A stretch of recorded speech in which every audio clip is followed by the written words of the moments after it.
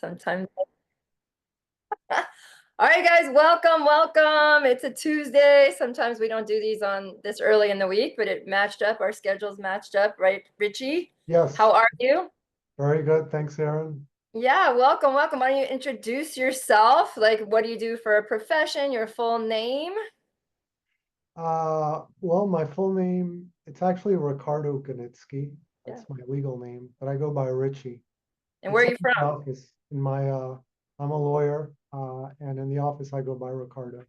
Okay, cool. What's your nationality? I was born in Colombia, South Okay, America. cool. I never knew that, actually. Yeah. Okay, cool. So let's go back to the beginning. The main focus, you've been live with me before. You've been an athlete of mine this is our third year together, right?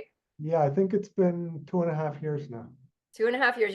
You joined me. We have another live that kind of breaks that part down, but this one I really want to focus on how we set the goal for this year, which was a sub 6 hour 70.3. And I just wanted to kind of go a little bit more into detail maybe than we normally do, because it took that much for us to get here, right? We really had to pay attention to the details a little bit more because we had this time goal, right? And I have your numbers from, we all the ways we retest and video analysis and all that stuff. And I have all these numbers, but it's really interesting because I just went and looked at them, and you're not necessarily faster at any of the tests that we did. However, your performance has improved and you have gotten faster at triathlon, right? Yeah, I think it's kind of odd. I mean, one thing I definitely got faster on was the swim test. Yeah. I think before I was like, for example, 320, 330 For in the the 200. yeah, and I finally Yeah, got so number three. Yeah. let's go back. Let's do that. So let's go back and just recap a couple of the tests that we do. So we always do swim tests, we always do bike tests, and we always do run tests. And what that it consists of, for everybody to know that we're talking about the same thing, right? So Yeah. our swim test is always a 400, a 10-minute rest, and then a 200, obviously after a good warm up. And, honestly, that is definitely your biggest improvement. And we had the numbers to show like you actually got so much faster in the 200 and the 400 test. So what I had was your first 400 was a 701, and now you're down to a 607 for the 400. Wow. That's a Yeah, big. that's big. And then your 200, when we first did it, was 337, and now it's a 251. Wow. That's So amazing. yeah, those are great numbers. And when we do a 1 mile test, you've been able to hold like a 145, and in your Olympic distance tries, you're down at like a 143 average per 100, right? Yeah, about there. Yeah. Yeah. And that doesn't transfer all the time to the 70.3, but we did reach the goal Yeah. of being under a 2 minute per 100 for the 70.3 without the current. And we're going to get to the actual races that we did that too. But I also wanted to talk about your bike power and your cycling, because for the bike, you actually started with a kind of a generic tri bike. You didn't necessarily know, you kind of just got one not knowing all the details of the kind of bike that would work the best for you. But your power test when you had that bike is actually the highest we ever measured. However, the difference is you got a new tri bike. So you used to ride, what did you used to ride? A giant Trinity. Okay, and then now you have a Cervelo now, right? That's right. Yeah. Yeah, so you just got that within the last 6 months. Yeah, I got it in January. Yeah. So do you feel different on it? Definitely. I mean, there's so many good things about the bike. It's got electronic shifters. It's The got a little technology. compartment for nutrition, which makes it easier in a 70.3. Yeah. And just overall, I feel like I'm going faster on it, much faster. Yeah. So your miles per hour, which we don't really train or race by, but we do have to do that when we have a time goal for the race. But we retest, we do our 2 by 8 minute test for power. That's our, test that we do every 6 to 8 weeks, 2 by 8 minutes with a 10-minute recovery in between, just so we can measure repeatedly using the same conditions as much as possible. When you test, you want to retest, having the same breakfast, doing it at the same time of day, Obviously, it won't be the same time of year because we're testing every 6 to 8 weeks, but trying to keep as many parameters the same as possible. And when you get a new bike, you get a new power meter, and it won't measure the same as the old power meter. So now we kind of have to start over from your testing, baseline. So like I said, you got to your fastest power by, or the highest lactate threshold power got to 188, and that was actually, I think, the first year you were with us. Yeah. And now it's down in the 160s. Your lactate threshold power is in the 160s. However, you held a faster speed in your 70.3 than you ever have before, right? Yeah, I think it's possibly the fact that I'm just starting to get used to the new bike. Yeah, I think it takes like at least 6 months to a year to get fully used to it. I agree. So I think that's a big part of it. Yeah. And so that's what's kind of exciting, is because we have more, right? Yeah, You there's broke more to this improve six on. hour. Yeah, you broke the 6 hours finally, and we're going to get to the actual race and your trajectory there in a minute or two. But just wanted to go over each section and what how we've tracked you, right? So we track you. We have a spreadsheet from every single test you've ever done, every swim test, every bike test, and now you're running. As a runner, you came to me as a runner. How many half marathons have you done? Probably at least over 50, maybe almost 60. You got to start tracking that. So running is definitely in your blood, like you've been Yeah. a runner forever. But what would you say that in your run test as well, you haven't necessarily gotten faster at your run test. Your fastest run test I had for you, oh, I can't find it right now. But I think it was like 620 something. yeah, it's a 620. I think so 620. But believe it or not, you haven't gotten faster when we do your testing. However, your heart rate has come down, and Yeah. you did have a 5K PR, master's PR, right? Yeah, I got like 23 minutes and 15 seconds. I think it was a year and a half ago. Yeah, as your fastest. Yeah. And so, what do you think is the biggest factor? I mean, there are many, and we're going to talk about some of them that allowed you to finally break the 6 hours. So let's talk about your very first 70.3. Yeah. The first one I did was in Daytona. It was December of 2023. Mhm. And I remember that race, I bonked on the run. I had to walk quite a bit of it. And I finished that one in 6 hours and 30 some odd minutes. Okay. Um, but I think I improved big time the following year by reducing that by over 15 minutes at Right. Eagleman. At Eagleman, the first time. And you got I think it was like a 620 or a what do you remember what it was? 6:15.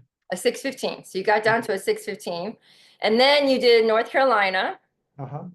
And we thought for sure you were going to break 6 at North Carolina because we had the current with you, remember? Yeah, And what yeah. happened? What happened on that race?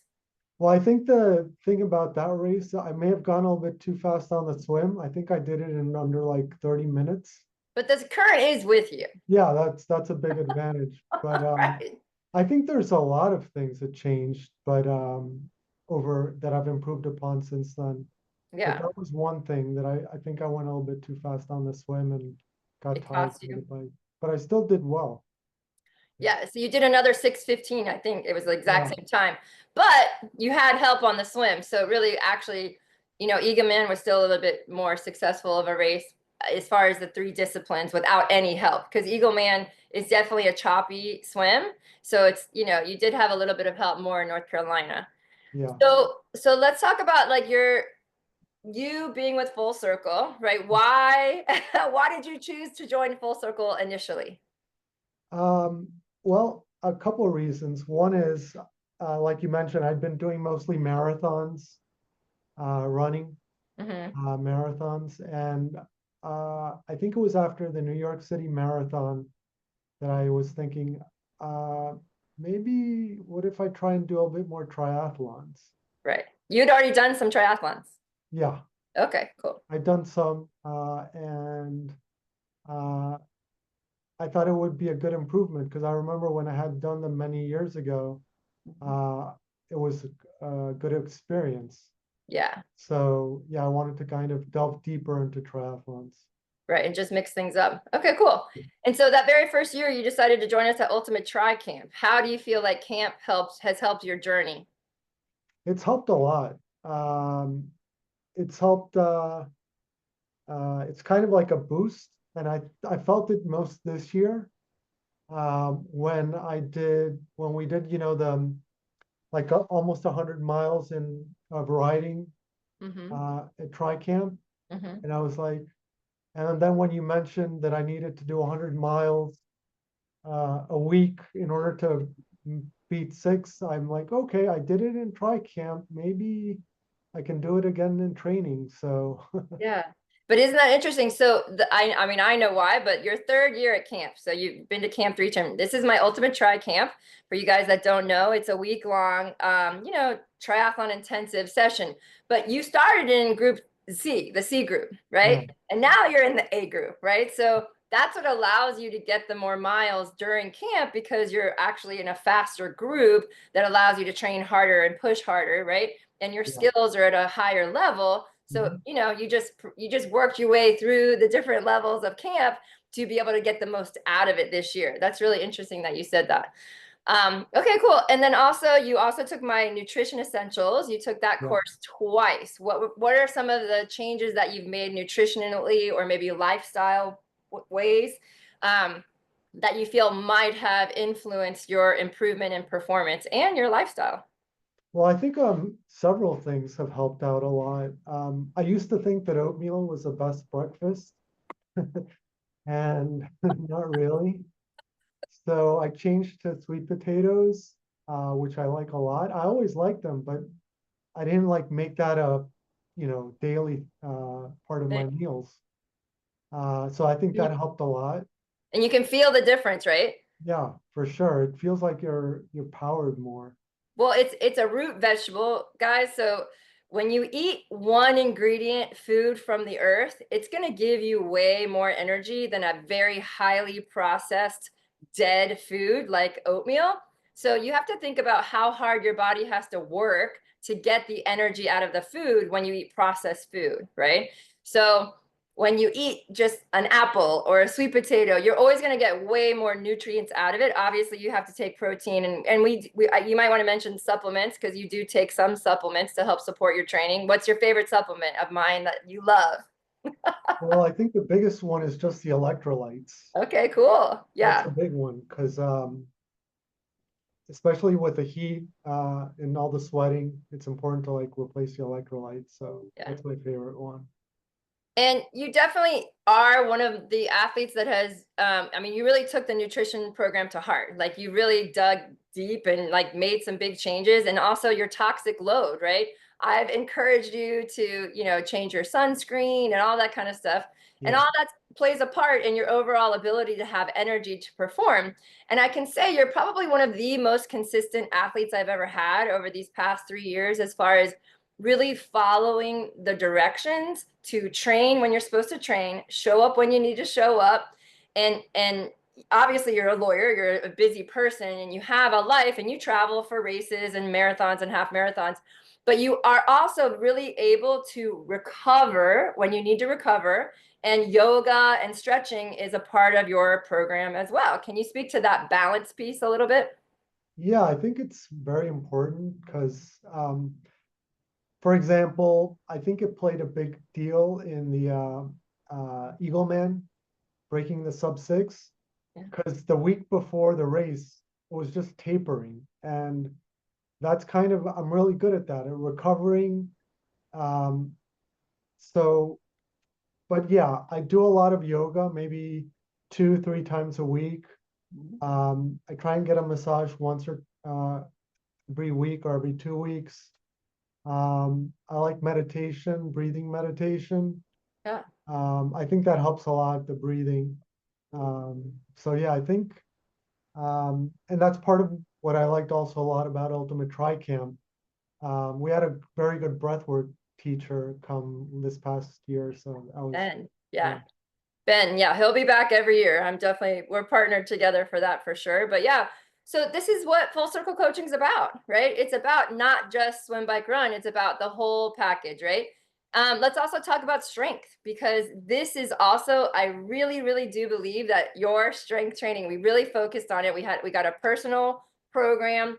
We did your evaluation. We really highlighted where your limiters were as far as your strength and your mobility, because you're some places you're a little bit inflexible, and you really, really dialed in. And that was what allowed you to hold a higher speed on the bike, right? Don't you feel like the strength training made the biggest difference for you on the bike performance? Yeah, I think so. I think Yeah, it not only helped on the bike, but also on the swim and the run.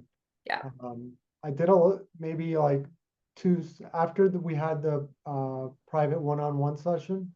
yeah, I had been doing a lot of strength training for the previous half Ironmans, but it was mostly body weight. yeah, And we switched a little bit more to weights themselves.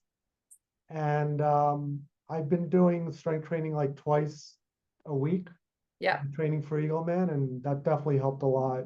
Felt stronger and able to kind of push through the entire race.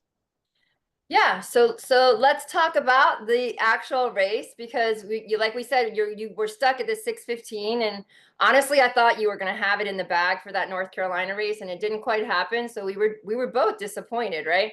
But that's when we decided to meet one-on-one, get some more individual attention to just really fine tune and where we could seek out your limiters and obviously make them stronger, because you are an all around good balanced swim, biker, and runner. And so I think your biggest leap, your run kind of just has stayed the same and very consistent, but you did switch to zero shoes. I do want you to speak to that if you can before we go into the race itself. Yeah, no, I think the zero shoes have made a big positive difference. Yeah. It took a little while to adjust to them, but I've been wearing them now for over 2 years, Yeah. and I now just use those. I've You don't been wear just any others. using them for What a were you while. running in? What were you running in before? I was using the Newtons, Okay. and I think it's made a positive difference in my um, technique. Definitely. Yeah. So yeah, I've definitely seen an improvement in your technique. Your RPMs are always above 80, which is amazing. And that's really what it takes to have those, fast feet. A higher cadence is going to help the ground take less of your energy when you can keep those feet coming behind you, falling forward. And then have you had any injuries since you've been running in the zeros? The only injury I had was a little bit of plantar fasciitis in the Okay. beginning, In the beginning, but just the transition. yeah, in the transition. Because But you are stretching your foot more than you're used to. yeah, I mean, the Newtons aren't that high. They were only a 4 millimeter drop, right? The yeah, Newtons. So it's not but like you went so far, 4 is actually pretty good. But you kind of got indoctrinated into the zero drop right away, which I did mhm, as well. And I've never looked back with any injuries. So it makes sense that your foot would have a little bit of plantar fascia because it's stretching it a little bit more. yeah, uh-huh. But yeah, and you've even done half marathons in those, right? Yeah, I do everything. The 70.3s, That's the awesome. 5Ks. I love it. I I feel that I used to have a little bit of a runner's knee, Uh-huh. so I haven't had that since I switched to the Perfect. zeros. Yeah. I mean, that's what they say is the biggest benefit is that knee pain completely goes away because you're just much more stable with every foot plan, right? Instead of being on a high heel and a big high cushion where your foot is so unstable, your knee is wobbling around so much, that completely goes away. And it is normal to have a little bit of a time delay to get your Achilles to lengthen, your bottom of your foot to strengthen. But you Mhm. want your foot to be able to splay flat with every foot strike and not have a support like that. So Yeah, I'm really proud of you that you made that switch. And I'm yeah. curious to see when I ask the question at the end, if you ever do a marathon, would you ever run in your zeros? I think so. Yeah. I think so too. I I mean, the think it would be only thing awesome. I might switch to is the ultras, but Yeah. I've never tried those. But I feel comfortable in the zeros. I've never, like I said, the plantar fasciitis is mostly gone. I rarely have it anymore. So Okay. Cool. yeah, I would do a marathon in the zeros Okay, for that's sure. awesome. Okay, so let's talk about race day, because going into race week, or actually the month before, I kind of started really getting with you at practice and talking about your ability to pace and push yourself, right? Yeah. I said, if you want to achieve this sub 6, you're going to have to dig a little bit deeper than you have in the past because 15 minutes is a big deal. Yeah. And there's no current on this swim. There's nothing that's going to help you have like kind of an advantage to break this sub 6 at Eagle Man. Yeah. But the advantages that you did have is the course. You've Uh-huh. been there before. And I do think that was a huge advantage. The other advantage is it's flat, right? So, staying flat, even though you trained in Claremont at Ultimate Tri Camp in the hills, and we do a lot of hill training and stuff like that. When you live somewhere flat and you're mostly training flat, obviously choosing a race that is flat, you have a much better chance of achieving a time goal. You know what I mean? Yeah, definitely. It's kind of like racing locally because Yeah. those are the same type of course. Exactly. So we talked about, I was so psyched because you actually you were the fastest swimmer when we tested at camp this year. Uh-huh. And you Yeah. had an awesome rivalry with Richard, one of our other athletes who's been with me for like 5 years. And it was great to see you just push yourself just that little bit more and have him right next to you and you being able to, outpace him during that swim. And I think that was a huge breakthrough for you in your confidence of what was possible to break that, especially that 3 minutes for the 200, right? Yeah, actually, I remember telling Richard when we were doing an ultimate tri camp, let's try and break 30. And he's like, there's no way we can do that. And We you didn't do it did it. that day, but we did it a You couple did of it later. Yeah, you did it a couple times. weeks after because of all the fitness. But Yeah. you guys were close. You did like a 3:03 or something. Yeah, it was very close. Yeah, you were so I think it close. might But have that been was like awesome. 3:01 or something. And that's also a testament of not training alone and being a lone wolf Uh-huh. because you can push yourself way better. Just like at track this morning when you guys were all running together, Yeah. everybody, pushed themselves harder. Everybody's at the same level. Let's be clear that there's nobody that was trying to keep up that wasn't. But, having that camaraderie, you guys feed off each other's energy, and that's what camp is all about. So the swim, I knew you had what we needed to do. You needed to accomplish during the race. I knew you were going to be under sub 2. We were hoping to be in the 140s, but it turned out to be like 151 per 100, right? I think it was actually 149. Yeah. Oh, okay. So we were in the Yeah. 140s. That was our goal. Yeah. And you had a super good transition. And of course, we were tracking you the whole time. Yeah. And on the bike, honestly, for me, this was your most consistent, smoothest bike Yeah. performance for the 56 miles. What do you think helped you there? What do you think? I mean, we talked about strength training helping you, but was there anything else? Maybe the group rides that you did with Dennis? Like what do you think helped you be able to maintain that 18 mile an hour? It was 18 something mile an hour pace or speed for the bike course. Yeah. Definitely the group rides with Dennis are big positive. Yeah. Um, yeah, I didn't have prior to coming to Full Circle, I didn't have really much experience in these types of group rides. Mm-hmm. So initially it was a little bit of anxiety, but now I feel pretty comfortable in them. Yeah, so we are all about safety, right? So we never let you guys come into a group ride that doesn't know anybody that doesn't know how to ride. And our ultimate goal is to keep you guys safe. But there is a huge advantage to being able to ride in the group as well as then train on your own and hit your own intervals on your own, right? So that's part of your training program. But I just feel like your new bike, and also normally I recommend a higher RPM. And for you, we actually lowered your RPM down to like 79, 79 to 80. And you have been able to produce a little bit higher speed average on the bike with that lower RPM. Don't you agree with me on that? Yeah, I think so, definitely. And I Yeah, think one other thing that has helped a lot is the nutrition on the bike. yeah. Um, uh, I uh, remember you showing up and we would ask you, what's in your bottle? And you said water. And we're like, oh, no.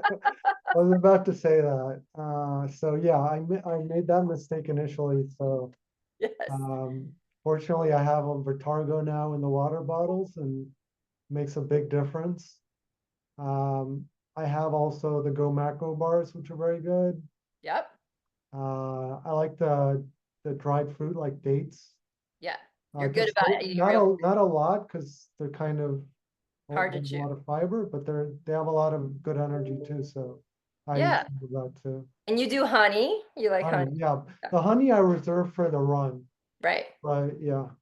But Yeah, I that's think awesome. that's a big difference because Otherwise, exercising for like 6 hours, you'll bonk if you don't get Yeah, through and it. I appreciate that you recognize that eating all sugar is not created equal, right? And eating a genetically modified corn syrup, which is what most of the sports nutrition is made with. Yes, even the most popular brands like Precision and also drinking Gatorade, like those are not recommended by me. And I would never want anybody to poison themselves on a daily basis taking that stuff. And we're in this sport for longevity, right? And you can't tell me that you're not going to have a negative side effect eating a ultra processed, ingredient product like that if you're taking it every day. That's why I love Vitargo, because it's made from one ingredient and it's an awesome, clean carbohydrate source. I only recommend the plain because the flavored has sucralose, which is Splenda, which I don't recommend. And then we use the Body Health electrolytes. Are those the electrolytes that you use? Yeah. Okay. Yeah, and then you mix in your honey. I know you've eaten the Muir, the MUIR gels. Yeah, those are great. Yeah, With I the love those. caffeine, I have had like two on the bike and one or two on the run. So Yeah, perfect for the love race. those. And that's real food giving you real energy, just like the sweet potato, right? If you look at the ingredients of a Muir gel, every single thing, you know what it is. There's nothing genetically modified and it's all organic, right? Yeah. So that's going to give you the best bang for your buck. And then staying hydrated. And the temperature wasn't too bad at Eagle Man this year, too. You had good temperature. Yeah, I got lucky. It was I think the max it got to was like 73 degrees on the Oh my run. God. That is perfect race conditions. So Yeah. the weather gods were with you. Yeah. And so once I saw you get off the bike, I was like, okay, he's totally got it. But I haven't even actually talked to you about your race day yet, just because I Yeah. was traveling last week. But I want to know what happened between mile 9 and 11 because I saw the time, because you were right on track. Uh-huh. We wanted a 9:15 to a 9:30 pace, and you were like hitting it, hitting it, hitting it. And then I saw an 11 something and I was like, oh no. So what happened? Well, I didn't feel I definitely felt some energy in the bike because I mean on the run because when I got started on the run, I'm like, okay, I had to calculate in my mind what time I needed to get under 6 Good. because my watch wasn't on triathlon mode. I had to Oh, do the individual ones. okay. So, but I definitely knew that I was very close to my goal. And I was like, and I was thinking to myself, everyone on the team is, tracking me. I have to get under 6. I love So it. I definitely felt that energy. And I think around mile 9 or 10, it started to get warmer and more humid. Okay. So maybe that's kind of why I slowed down a little bit and I slowed down my intervals. Okay. Um, Oh yeah, also, talk about your intervals. That's really, really an important thing. So Richie does not run straight through any workout that we have. So talk about your 4:30, 30 intervals. yeah, I always do it's the Galloway method. Um, and it's basically you run for 4 minutes, then you take a walk break for 30 seconds, and you repeat that Awesome. for the entirety of the race. Or I adjusted it too because as it gets hotter or you get more tired at the end of the race, um, the run intervals get smaller or shorter. Right. Instead of like running for 4 minutes, it might be running for 2 minutes. Right. So yeah. And you've really successfully done well, lots of sub 2 hours, 13.1s, and you actually had the fastest run off the bike in a 70.3 at this race. So you definitely must have felt all of us, because I jumped in the group chat and I was like, send Richie all your energy. And I love it on race day because we always have like 1,000 comments, Yeah. cheering you on. And even though you're not reading the comments, I love that you could actually feel us rooting for you, Yeah, because no, we totally definitely. were. Yeah. And so then I saw the pace pick up and I'm like, okay, he's got it. It's gonna happen. So what was your final time? 5 hours and 57 minutes. Yay! So what did that mean to you? Well, it means a lot. I mean, I felt like I've always done improvements over the past, 2.5 years. Yeah. Yeah. First it was going from a 6:30 to a 6:15 in the half Ironman. Yeah. And it was also like getting on the podium for the first time on the short distance races. Yep. But I think the ultimate goal I had since the beginning was to do a sub 6 half Ironman, and felt very good to be able to It cross felt, that finish line in that yeah, time. and you finally did it. And I do have to ask, what is your why for living this kind of lifestyle? Because, I've been doing this for a living for 28 years. This is my 28th year as a coach and in the sport myself. And obviously, I love triathlon and I want to do it, forever. But a Mhm. lot of people come in the sport and they disappear. They're not able to find that balance piece. So why are you still in the sport? And what helps keep you motivated? Um, well, I think my why is I just feel good. I feel energetic. I feel strong. I like the group aspect of it, the team aspect, and I like races. It's kind of fun to be at races, and Yeah, to challenge yourself, right? yeah. Yeah. So, Awesome. um, yeah. For example, I'm now planning on doing 2 more big races at the end of the year. Yeah, Uh, so tell us what's next for you. the first big race is Alligator Lighthouse, And um, you're doing it for the first time as a, 2-person team, yes, which means I'll be swimming for 4 miles. yes. Yeah, and if you guys are interested in learning more about that, we will have a big group down there. I'm doing it solo for the first time this year, and we are putting teams together. So if you're looking to do Alligator Lighthouse and you're looking for a partner, definitely reach out. You can message me on Instagram or message me on Facebook, and I can help you find a partner and, of course, help you train. And now, Richie, your pace is going to be super blazing fast. You just got to practice your kayak skills and getting in and out of the kayak, because a 2-person team, you're doing that more often than Yeah. just the 3-person team like you've done it before, right? Yeah, that makes sense. It's Yeah, more swimming and more being more on the swimming, but you're kayak. ready for it. And what's the next goal off after that? The next goal is again trying to get a sub 6 in Augusta. A little bit different course though, right? Yeah, so I have to practice those bridge repeats Yes. here in Key Biscayne. Yeah, definitely maybe recommend a trip to Claremont. You might want to consider it, just to Mhm. have a long weekend in Claremont. And then the benefit of that race also is the river is usually with you. So you do have a little bit of advantage, not some, it depends on how fast the river is flowing. Mhm. But you will get probably a couple of, minutes, taken off your time just from a fast swim. But then the hills on the bike are going to be great for you. And you have tons of climbing skills from camp, which is Yeah, great. Yeah, and we're all going, right? So there's a huge group. I yeah, think there's 12 of us racing, and I'm not racing, but the coach Dennis is racing, and there's a big group going. So having yeah, that camaraderie is always going to make it more fun as well, right? definitely. I'm looking forward to it. But I do have to ask you this question, right? So I Mhm. don't actually know the answer, but do you have any desire to do a full Ironman? Maybe. I It's feel like an animal. it's like you say, it's a balance of not only the triathlon, but my work life, Yeah, life outside of work. of So, course. so maybe, maybe in a year or 2 or 3, Yeah, as and I no get pressure. faster and everything too. So, Yeah, and no pressure, right? I really do believe that. I think a lot of people just think of that as their bucket list and they don't think about the consequences in their body. And mhm, actually, we're seeing the consequences coming out in the pros with like Sam Laidlow and mhm, Lionel Sanders. Like they both have syndromes of overtraining, right? And they can handle it a little bit better than an average triathlete who has to work and, you know, can't train all day and take naps and doesn't have sponsorship and all that stuff.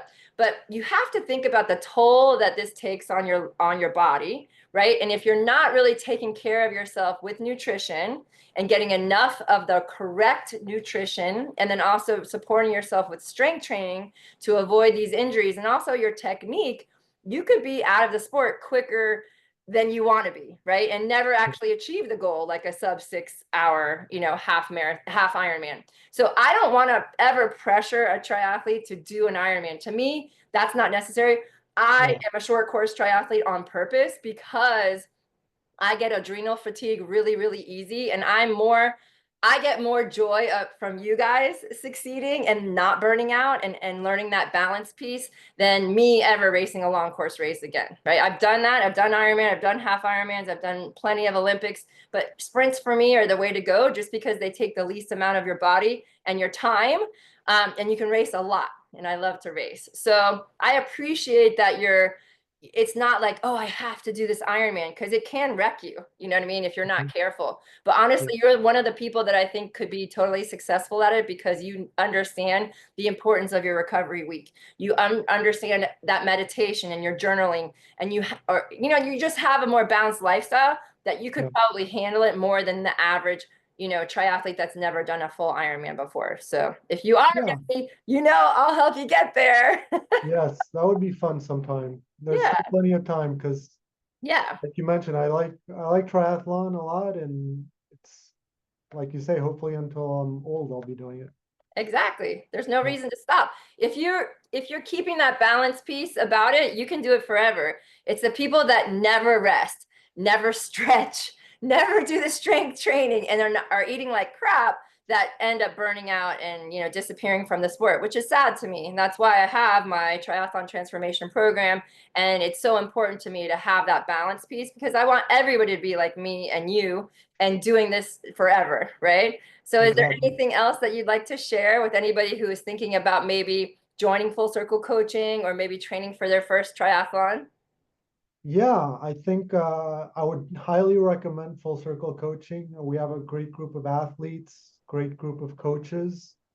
We're at the local races at Key Biscayne, and we also do races elsewhere. So highly recommend it. Well, thank you so much. We are planning on doing Punta Cana in the Dominican Republic as a group race next year. So if you are interested, and of course, we have evergreen programs all year round, beginner tri program, the full triathlon transformation program. And then we are actually starting my nutrition essentials cohort in July. So if you guys are interested in learning any more information, please reach out. Tons of testimonials on YouTube and all over Instagram. Please follow, like, and subscribe. And I am wishing you well. Richie, thank you so much for choosing Full Circle as your companion on the road to a half Ironman sub 6 hours. And I can't wait to see what's next for you. Thanks so much, Aaron. Appreciate it. You're welcome. Have a good one. Bye, Bye. guys.